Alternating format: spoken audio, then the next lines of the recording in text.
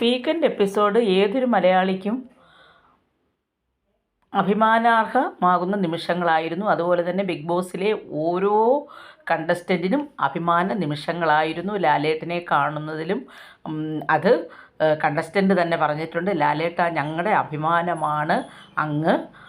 അതുപോലെ തന്നെ ലാലേട്ടനോട് പല കാര്യങ്ങളും അവർ സംശയ നിവാരണം വരുത്തുകയുണ്ടായി. അതായത് ലാലേട്ടൻ്റെ സിനിമാ ഫീൽഡിൽ അല്ലെങ്കിൽ കരിയറിലുടനീളം ഉള്ള കാര്യങ്ങൾ, അദ്ദേഹം ചെയ്ത ഓരോ സിനിമയെക്കുറിച്ചും ഓരോ കണ്ടസ്റ്റൻറ്റും അവർക്ക് ഏറ്റവും ഇഷ്ടപ്പെട്ട ഫിലിം അല്ലെങ്കിൽ അവരുടെ കാലഘട്ടത്തിൽ അവരെ ഏറ്റവും സ്വാധീനിച്ച ഫിലിമിനെക്കുറിച്ചൊക്കെയാണ് ഓരോ കണ്ടസ്റ്റൻറ്റും പറഞ്ഞത്. അതുപോലെ തന്നെ അവർക്ക് ലാലേട്ടനോട് ഓരോ ആളുകളും ഓരോ ആവശ്യവും ഉന്നയിച്ചിരുന്നു. അതിൽ പ്രധാനം ജിസേൽ പറഞ്ഞത്, അതായത് ലാലേട്ടൻ്റെ ആ മുണ്ട് പറിച്ചടി എന്നൊക്കെ പറഞ്ഞപ്പോൾ ലാലേട്ടൻ പറഞ്ഞു, അത് ഞാൻ പല സിനിമകളിലും അങ്ങനെയൊക്കെ ചെയ്തിട്ടുണ്ട്. അപ്പോൾ ജിസേൽ പറഞ്ഞത്, ഞാൻ സ്ഫടികം സിനിമയിലാണെന്ന് ഓർക്കുന്നു. അതുപോലെ തന്നെ ലക്ഷ്മിയുടെ അച്ഛനും അമ്മയും കൂടി പോയി കണ്ട സിനിമ കിലുക്കം. പിന്നെ അതുപോലെ തന്നെ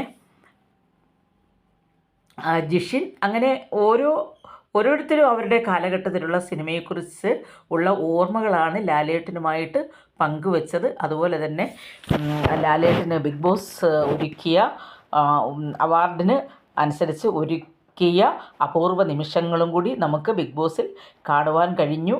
ലാലേട്ടനെ ആദരിക്കുന്ന ഒരു ചടങ്ങ് കൂടിയായിരുന്നു ബിഗ് ബോസിൽ ഈ ശനിയാഴ്ച അരങ്ങേറിയത്. എന്തുകൊണ്ട് ഓരോ മലയാളിക്കും അഭിമാനിക്കാം.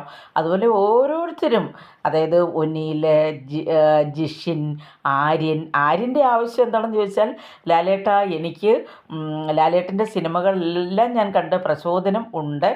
പക്ഷേ എനിക്ക് അഭിനയിക്കുമ്പോൾ ലാലേട്ടൻ്റെ അഭിനയ മുഹൂർത്തങ്ങളൊക്കെ കാണുന്നതിന് വേണ്ടിയിട്ട് ലാലേട്ടൻ്റെ സെറ്റിൽ എന്നെ ഒന്ന് വരുവാൻ അനുവദിക്കുമോ?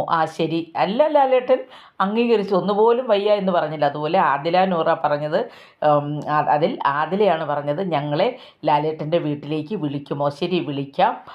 അതുപോലെ തന്നെ അങ്ങനെ ഓരോരുത്തരുടെയും ആവശ്യങ്ങൾ വളരെ വിലയേറിയതായിരുന്നു. അതുപോലെ അനീഷിൻ്റെ ആവശ്യം എന്താണെന്ന് ചോദിച്ചാൽ, അനീഷ് പറഞ്ഞു, ഞാൻ സ്ക്രിപ്റ്റൊക്കെ എഴുതാറുണ്ട്, എൻ്റെ സ്ക്രിപ്റ്റ് അങ്ങൊന്ന് വായിക്കുമോ?